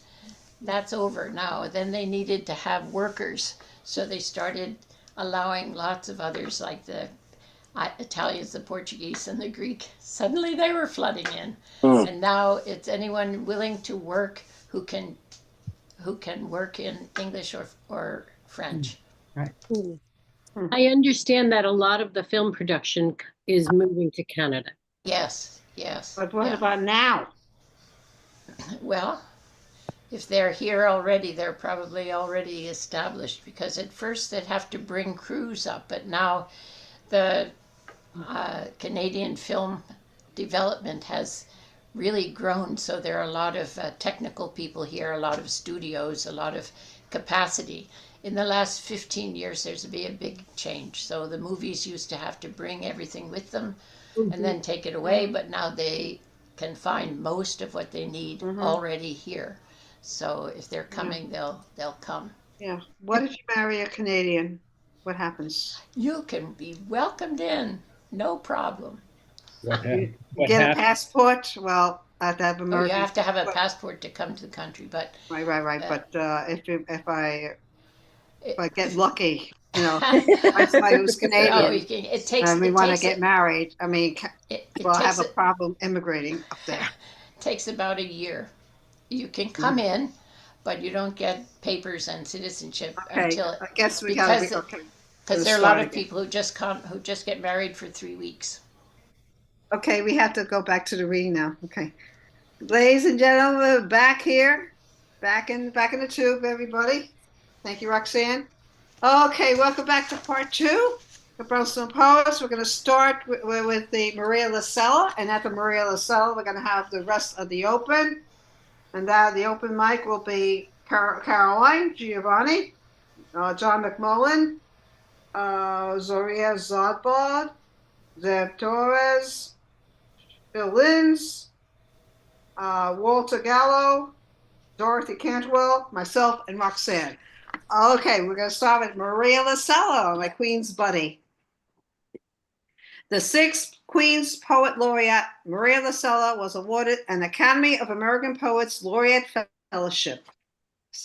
Her books include Thieves in the Family, NYQ Books, Amore on Hope Street, Finishing Line Press, and The 2 Naked Feet Poets Wear Prada. Her work has appeared in Marmeg Review, Mayor, New Verse News, Patterson Literary Review, Presence, and won first prize in the Venera Fazio Poetry Contest, sponsored by the AICW, and third prize in the Amilcare Soferine International Poetry Competition. I know, it's an impossible name. Yeah, I know. Sorry. That's okay. She curates the Italian American Writers Association readings. Yes, is poetry editor for Voices in Italian Americana, and is a freelance writer. Let's give a warm Brownstone welcome to Maria Lacella. Take it away. Thanks so much. Yeah. Everybody else, please mute. I should mute.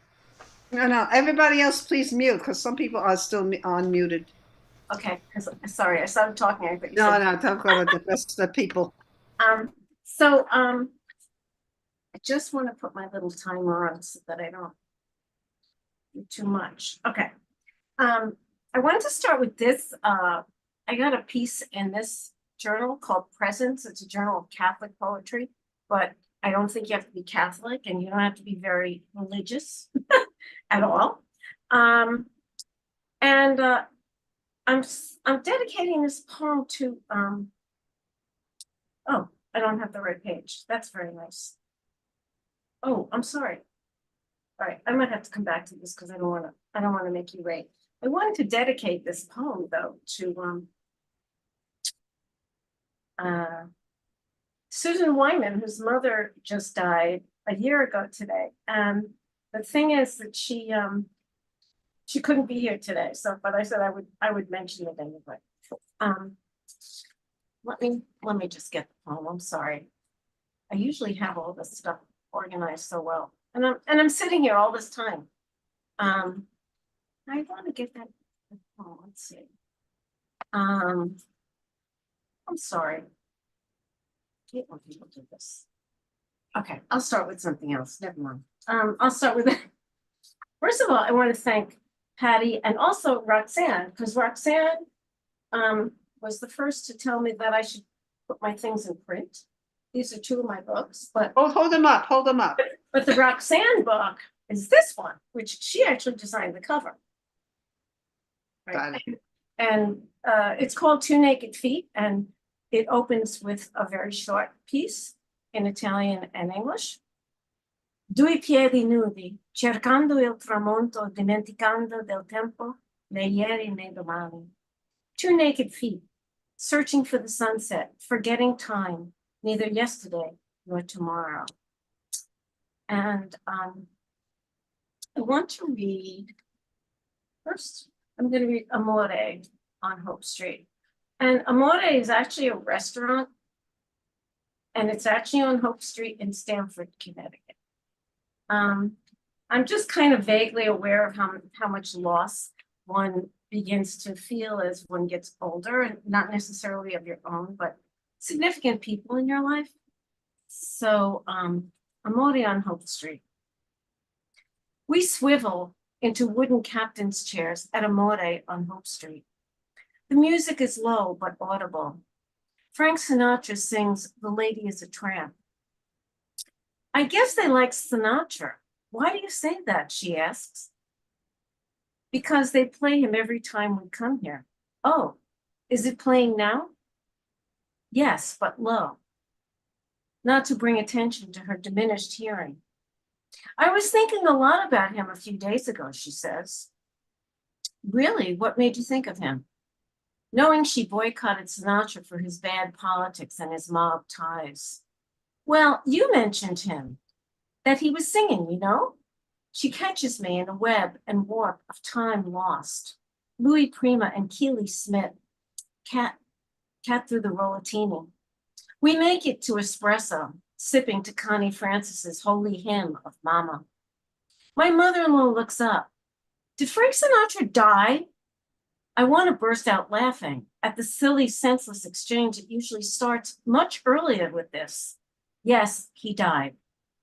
The corners of her mouth turn down. She leans back, shoulders droop. But not so long ago, I say. I kick myself for not lying. I was always very fond of him, she says. Did he mean a lot to you?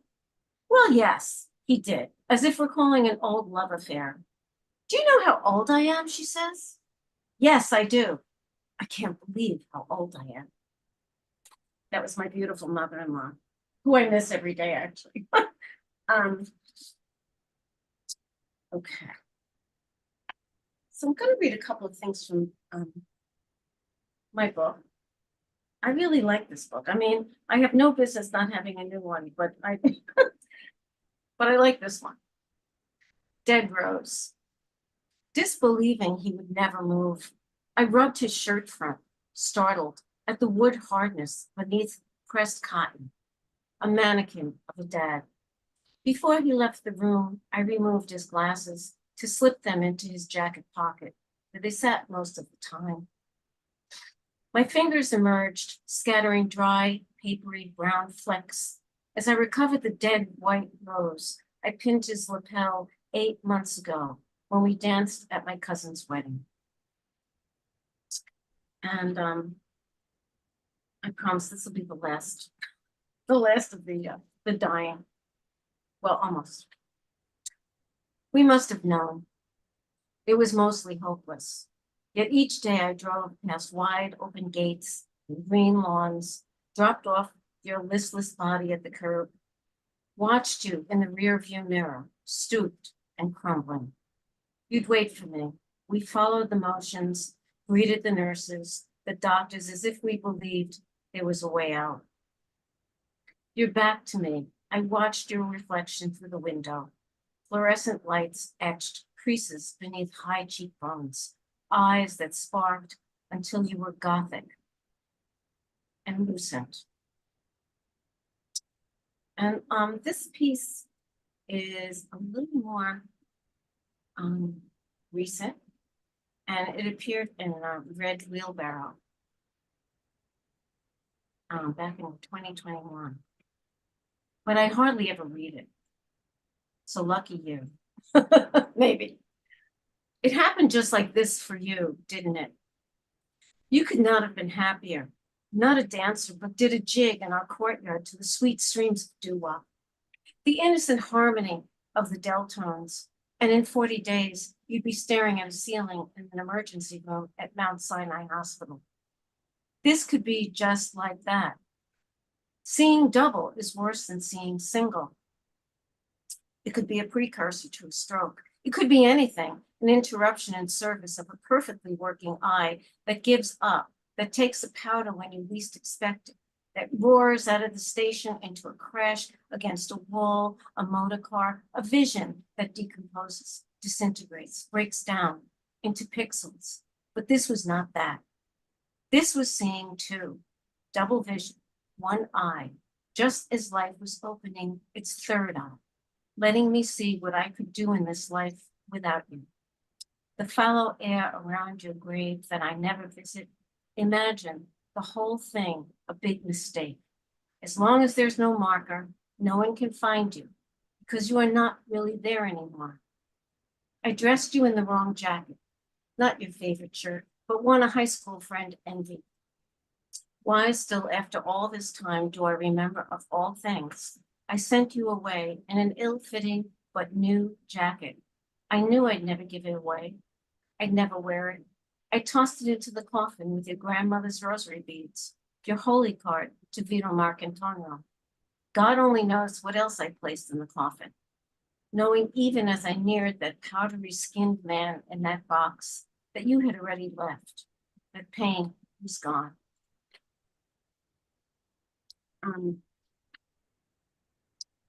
Yeah, kind of a nice one. I like this poem. It's nice that I'm telling you what I like. Demons. Deep in sleep, you coax my small demons away. They scamper into night's vapor. Let me rest to the low murmur of your voice describing the beach at Luquillo, listening to small waves lapping at low tide. Your small muscular hands slide down and up and down my spine, one vertebrae at a time. Across the ribs, you would know anywhere in any dark. A shaft of cool moonlight throws the boyish curve of your man's face into relief. I breathe in your essence in one long, deep breath to absorb your peace. Just before sleep takes me under the weight of your solitary palm, you cup the pulse that I surrender. Okay. I think I'd like to read this piece, which is really about my stepson. And that's always kind of an interesting relationship, step parenting, or whatever. It's a tricky one. And I've known this boy since he was like 4, and he's 47. And when his father died, and his aunt had announced it to him, and I called him, and he said to me, and he's mentally ill, and he's blind, and he said to me, we're going to be all right. We're going to miss Daddy, but we're going to be all right. Because from what I remember, you fell in love with me the first time you met me. So I thought that was pretty good. He's pretty hopeful for the future without his dad. So here's a poem about Mario. What I'd wish for you, and this is also an unpublished book. This is not the poem about when you die, but when you fly. I catch the flash of a slim child, the cape of dreadlocks lifted by the wind around his shoulders takes my breath away. For a nanosecond, it is you navigating through traffic, a dancer on a skateboard, as you once were, darting under steel girders that buttress Queens and the Bronx.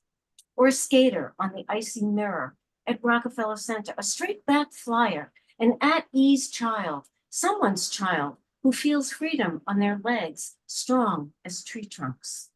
Small waist pivots, dodges and ducks, 16-wheeler trucks, buses, cars, scooters, fellow skateboarders, glides through traffic, life, fearless, untroubled by the urban cacophony of car horns blasting, bullets sailing by your earlobe, your wrist, but it isn't you, can't be you, now that you are living in darkness and delusion. Inside a room you circle where it is always night, making music, memorizing stories, singing to yourself, recording your voice for no one. Plotting to move to the Greek islands, Italy, yesterday it was Japan. And why would I think twice about the plan to move across an ocean or two? Like the urban pigeons, not indigenous. Oops, I just lost my mind. Not indigenous to New York fire escapes, subways, and telephone poles. You'd breeze out of the Bronx as they did from North Africa, the Mediterranean, and alight here for an accidental diaspora. And didn't they fare well enough?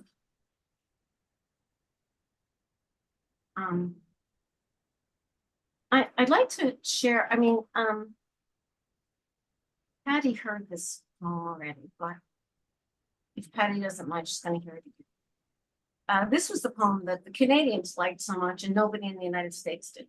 How about that? It's an immigrant poem. I read a lot about immigration. Roses followed them across the Atlantic, buried in deep in steerage. They survived, wild and common and hardy. Roses know their place on altars, in gardens, in pots, at weddings, at Virgin Mary's feet in May, at funerals, wakes, proms, communions, Mother's Days, christenings on night tables and bouquets and boutonnieres. Rose, Rosa, Rosina, Rosemarina, Rosemarie, Rosangela, Rose and Bloom, Rose and Rose and Rose, wild and common and climbing. War and roses, wine and roses, bread and roses. Roses planted by night in one corner were planted the next day in another. Two men's silent resolve to determine where the roses would go. They kept the roses in motion, like lost immigrants in South Queens, east, west, north, south. The plant's thorns got stronger, the buds brighter, a battle of wits and wisdom. Father-in-law, son-in-law, who owned the house, the garden, the rose, one fired by a peasant's instincts, the other by his new ideas in his new house in the new world. Roses, wild and quiet and cultivated.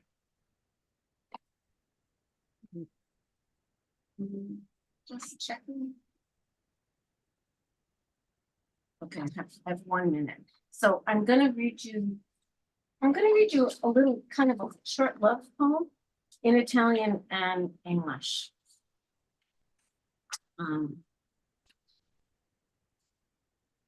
Where's Julia?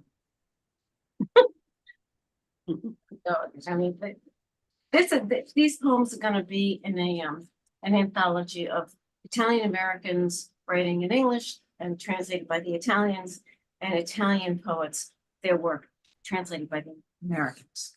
So I don't know if it'll ever see the light of day, but we hope so. Oh, this is, sorry. They somehow got printed on different pages. Okay, this one is called It snowed. Bronx, 1982. That April, it snowed. After dating 3 months, I drove to his apartment to break up. Trading drama for action, he walked me to the car. I knew it wasn't over. The brown Toyota buried. We missed the blizzard during our lover's spat. We marched back to his apartment on Creston Avenue, welcomed by the blush of heat.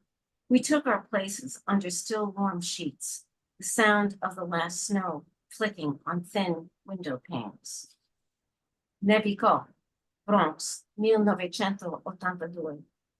Nell'aprile di quell'anno nevicò. Dopo 3 mesi di relazione, andai a casa sua per rompere. Barattando il dramma con l'azione, mi accompagnò alla macchina. Sapevo che non era finita. La Toyota marrone rimase sepolta. Mentre litigavano era venuto giù un tormenta di neve. Tornammo a piedi al suo appartamento di Creston Avenue. Il tepore del riscaldamento ci accolse. Ci stendiamo sotto la lenzuola ancora calde, col rumore dell'ultima neve che cadeva sui vetri sottili delle finestre. Grazie. Oh, thank you. And I want, yeah, that's 16 minutes. That's enough. Sorry. Grazie, molti grazie. And thank you. You know, I really want to shout out to Roxanne because she published me very early and she had a lot of faith in my husband's work too. And she published him too. So those were the early poets with Providence. So thank you. Thank you so much, Maria. Grazie, molti grazie. Now we move on to the open mic. We're going to come back with Caroline Di Giovanni, Canadian. Hello. I am unmuted. Okay, I have one that I wrote a couple of weeks ago, so it still refers to spring, but it refers to other things too.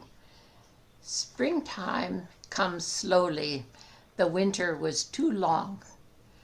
Hassled by anxious news, things going wrong, look to nature for calm.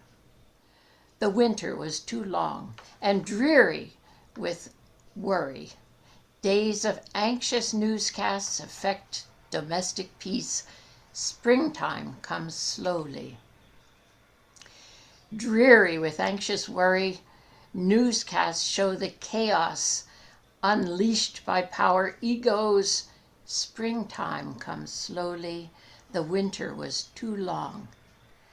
Newscasts show the chaos unleashed by power egos. Springtime comes slowly. The winter of anxiety is going on too long. That's that poem. That's that one. Okay. Then I have a very nasty poem which I don't know whether to read or not. It's called Evil in the Oval. Read it? Okay, here it comes. There he sits, resolute behind the famous desk. He appears to be normal, but instead of a civilized statesman, this creature is evil incarnate. No self-control. Dressed for a garden party in Eden before the fall. Maybe he caused the fall, descending from the tree like the snake that he is. His lies charm and beguile until he captures the minds of too many clueless lemmings ready to follow him over the cliff. He has shredded all the people who preceded him in power. He doesn't care for truth or history or even humanity. He would bomb more babies without a twinge of conscience. He has no conscience. He is only evil in the Oval Office. Wait for the resistance. Thank you. That's from Thank you, Caroline. You're Yes. welcome. And after that, we're gonna we have John McMullen. After John McMullen, we're gonna have Zoria Zadbod. And then after her, we're gonna have Zeb Torres, Phil Linz, God, Walter Gallo, Dorothy Cantwell, me, and Roxanne. Take it away, John. Welcome back. Thank you.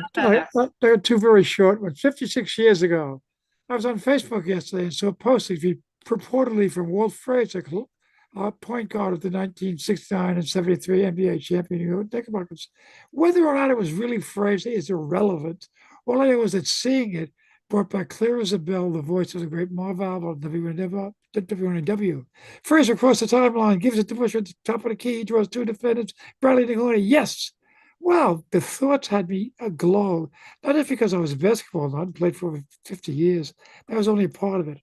For a short time, a very short time, tariff wars, cost of Social Security, Putin, the Ukraine mess, Musk. In fact, the whole sorry Donald Trump world was driven from my mind. If only I could turn on the radio and hear more. Oh, well, dream on. And then this got into my head last night when I was up watching the funeral. Donald Trump goes to Rome. A U.S. taxpayer said Donald and Melania Trump just came to Rome. Why? To attend the funeral of Pope Francis. Why? To join in praise of the saintly life of Pope Francis, a life in dire opposition to yours.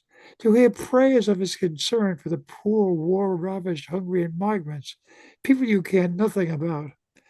It would have been an embarrassment if you did not come. It was more of an embarrassment that you did. Thank you for bringing up me.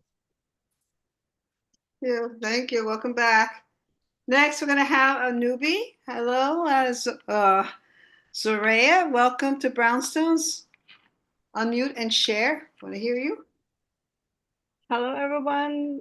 It's truly a pleasure to share my poetry with you. As it's my first time participating in this poetry reading, I want to introduce myself very briefly. My name is Zohra Zadbud. I'm a Persian writer, poet, and photographer. Right now, I'm working on my debut poetry collection as well as my first fiction novel. In my writing, which spans poetry, fiction, and screenplays, I often find myself exploring the emotional landscape between human and people, the fragile, beautiful, and sometimes messy connections that forms in love, in friendship, and within families. In addition to that, I'm writing about self-love, homesickness, and solidarity. Today, I want to read two poems for you. The first poem called A Heart in Drought. I've never been jealous. I always only focus on my own stuff, whatever other people in the world do. But since I met you, I'm jealous of your neighbor who gets in your way in the morning while you exit the building and you open the entrance door, asking her to go first. I'm jealous of your pig eyes who are creating dimensional artworks out of marble with you every weekend in your studio, preparing them for your next month's exhibition. I'm jealous of your coworker who is treating you to tea with a flavor of damask rose plus a raspberry muffin while you are at your office tired. I'm jealous of the man who is sitting next to you in a taxi and because of the limited space of the cab, you accidentally brush your other thigh against his and you apologize for the unintended contact. I'm jealous of the supermarket man who is grabbing your items from your basket to put them in a plastic and inadvertently nudges your hand and says, pardon. I'm jealous of your friend who lives on the same floor as you, steps into the elevator cabin with you in the evening, and your fingers lightly graze each other while aiming to press the button marked 10. I'm jealous of your bed where you lie on top every night. And the next poem is called Whispers of Another Land. Am I insane? No one really knows. Only thing I know is what I'm staring at, what I'm looking into. Neither perception nor a sense. I'm staring at a white guy next to me with dark brown curly hair who stands alone at Trader Joe's in East Village. And I feel like I'm with Ashkan, the artist guy who I dated in my trip to Isfahan. He painted all over with one cement, making me a colorful canvas, each time with a different design. I'm playing chess with an elderly Spanish woman in Prospect Park who insists on not accepting her failure in a humorous manner.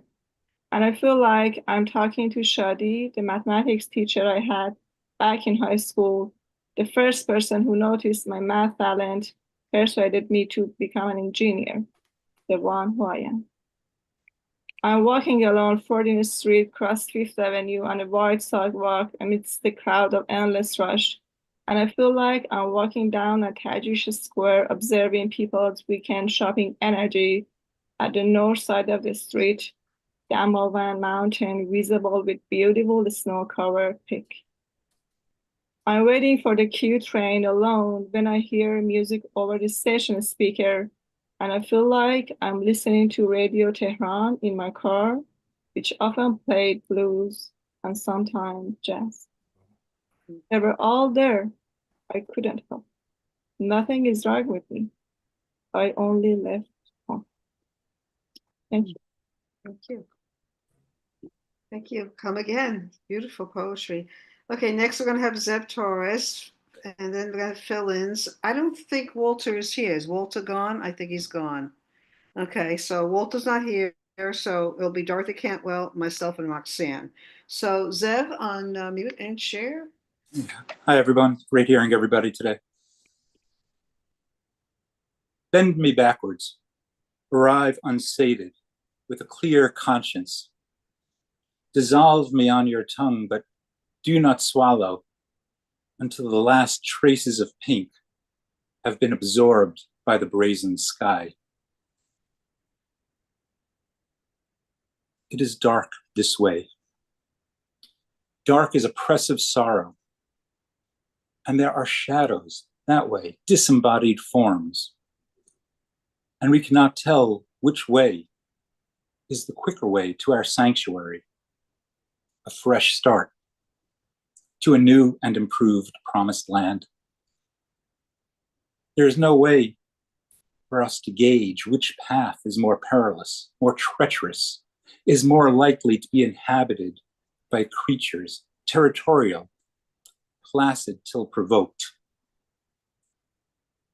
or others who spend their lives in wait, anticipating the likes of us, unsuspecting, trepidatious, mired in uncertainty and regret, unable to formulate clear visions or to articulate thoughtful hunches, or though devoid of itinerant life, is a chamber of pits and ledges, roots the size of fuselages and galleons, vines that threaten to entangle us, spikes and daggers etched by erosion into the rock walls, none of which we see. But on faith will not deny, for proceeding otherwise would render us ill-equipped to forge our way through the prophecies flourishing in the impregnable darkness. Thank you. Thank you. Thank you so much. Good to see you again. Hey, Phil Lynch, welcome, welcome, and please unmute and share. And then after Phil, we're going to have Dorothy Cantwell, and then there's going to be me and Roxy. Phil, unmute and share. Thank you, Patricia. It's called I Drank Wine on Route 66. And the acronym comes from the song by Bobby Troop, Get Your Kicks on Route 66.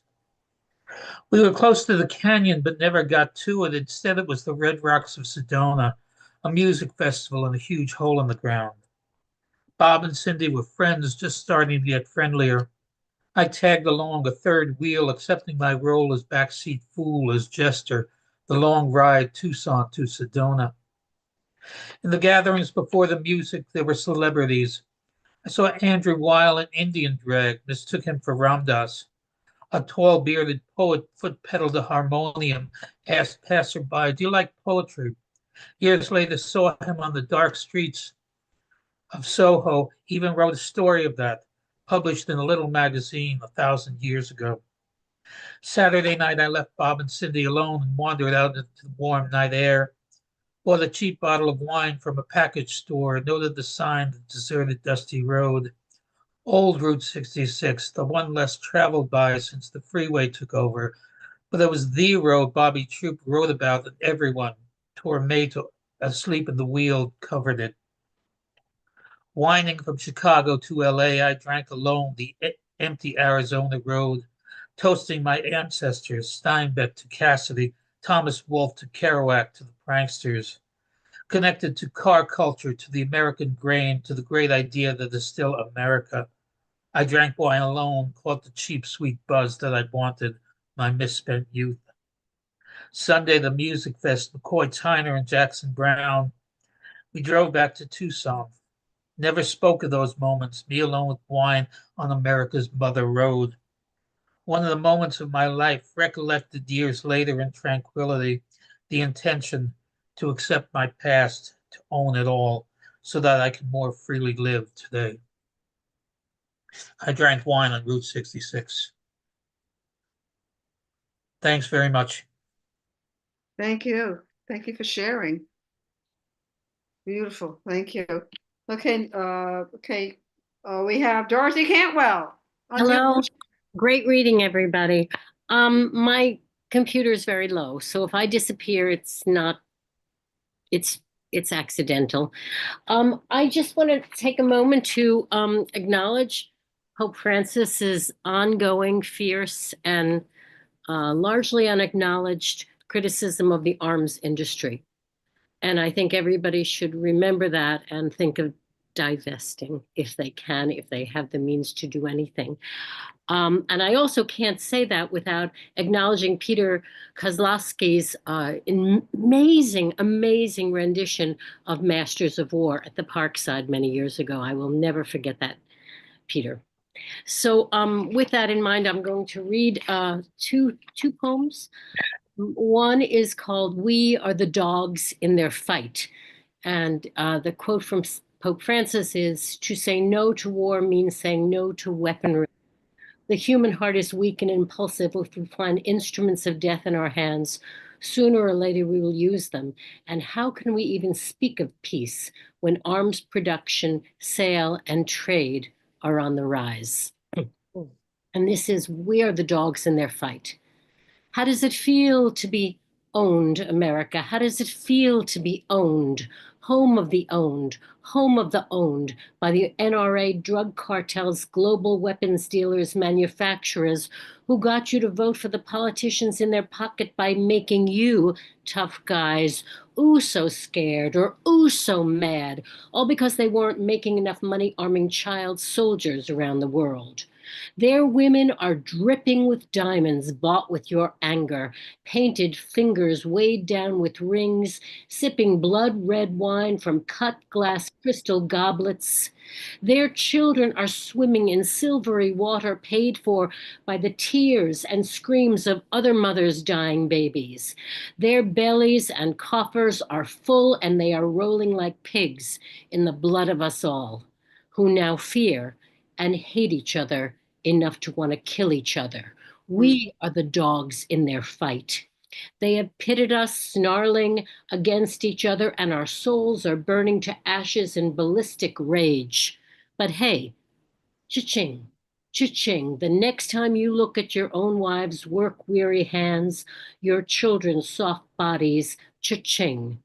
They have thought about it all, about how to line their pockets with the grief of the innocent, and nobody names or blames them.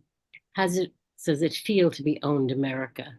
Forever in peace, may you be saved. Beautiful. Wow. And I'd like to end with one softer poem, Basketball and Lilacs, Tompkins Square Park. Waft of lilacs draws me to the iron railing of the fence encircling the park. I bury my face in a gorgeous tumble of blossoms. My eyes cloud in mesmeric abstraction, and all the aching springs, all the lilacs of my youth return with one cruel breath. How lucky to have looked up at this moment before the brief life of blooms ends and petals scatter with April's exhale. Behind the flowers, rhythmic percussion of a basketball on asphalt pulsing like my heart until it skips a beat. A boy's arm reaches up, a swift arc, aiming for an unseen hoop, and flings the ball toward heaven like a prayer. Thank you, everybody, for being Thank here. you. Thank you, Dorothy. And now it's going to be me and Roxanne. Okay, this is just written. I'm going to read the brief one first. Very current. No trumpets in heaven for the Pope. No trumpets in heaven for the Pope. Think about trumpets. Okay, beautiful bones. She had beautiful bones, graceful curves from another time. But the years didn't treat her well.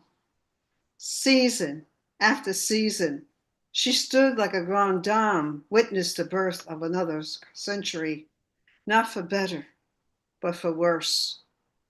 Weeds grew around her, poverty infected her. Like an incurable disease, it jumped from house to house, spreading its anxiety and despair. Even the strongest weren't immune. The weather grew grayer and colder. Her sturdy roof weakened, couldn't keep fighting the storms. Her window panes surrendered to leaks. Her swollen ceilings broke down and cried. As water trickled down her walls, her beautiful bones became brittle. The chill inside worsened, and a marble fireplace too tired to comfort her aging owner. Abandonment moved in. Her beautiful bones held onto a curve. She watched greed invite gentrification. They built a green fence around her. They came for her neighbors as well. No remorse for the happiness that created her foundation and earliest memories.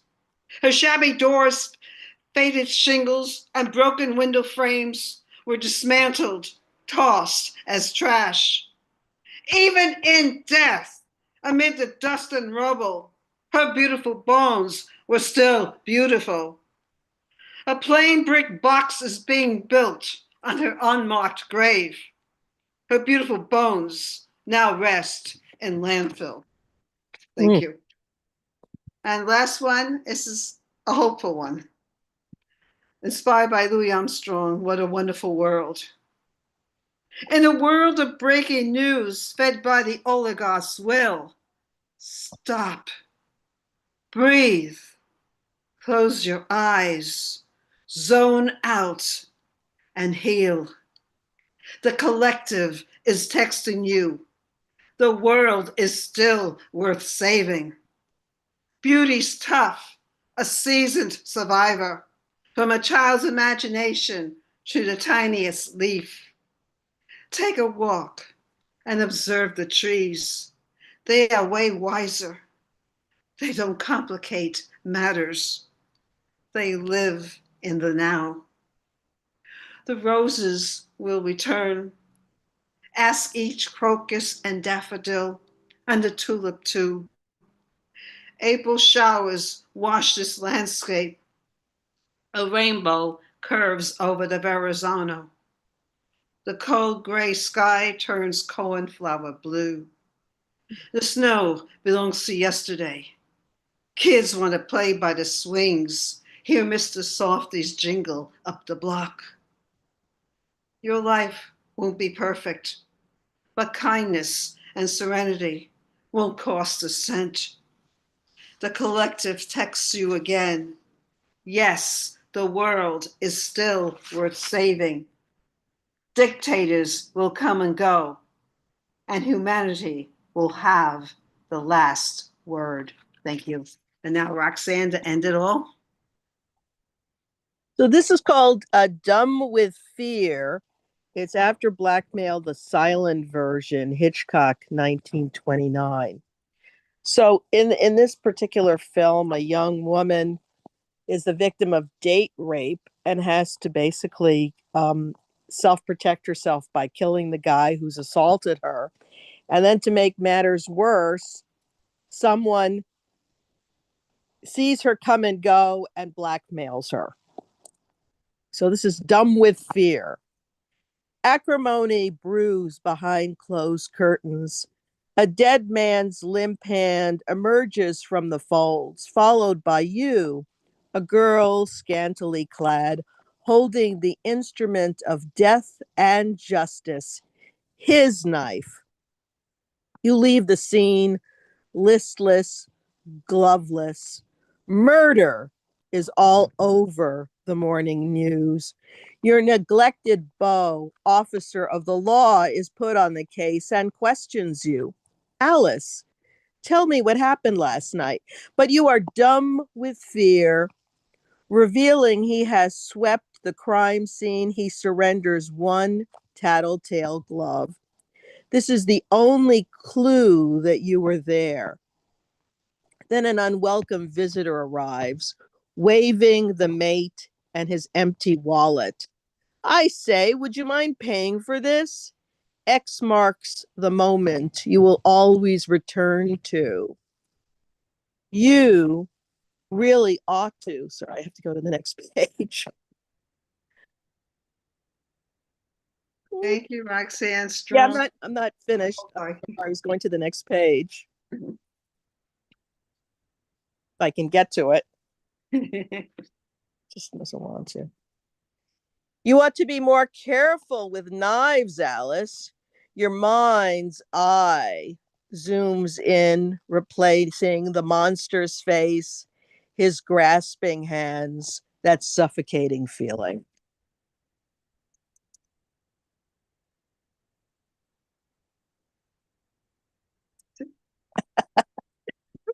Well, what a wonderful reading. Congratulations to all of our features and our open micers. It was a great show. Thank you, everybody, as always. Thank you, and I just want to reiterate, I want to come back next month. Next May 31st, we're going to have Aliyah Abdullah Mata, Daniel Meltz, and Jacqueline Johnson to grace the stage here. And I want to give a very wonderful Brownstone thank you to our features, Ann Wallace, Mike Jakovic, Maria LaSala, and to our open micers, to our supporters, to the people here, to Canada, to all the good citizens here in the United States, to Brooklyn. We have to keep fighting, keep fighting, keep fighting. We're not going to let this BS get the better of us. We're too good for this. Good has to win over evil. And thank you again. Thank you, everybody. Thank you, everyone. Yeah, you can take a screenshot. Yeah, everybody could be ready. Only if you're ready.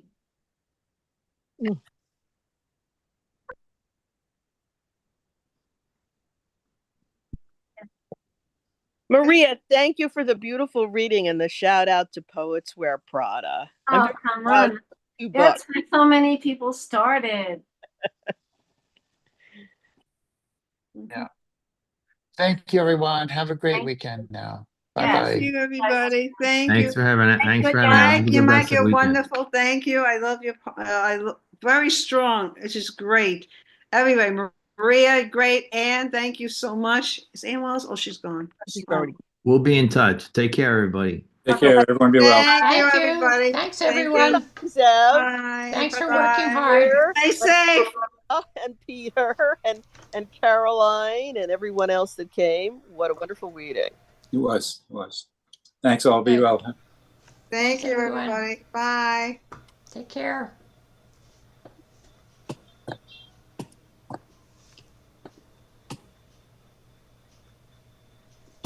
Patty, I'm going to end the reading. I'll call you.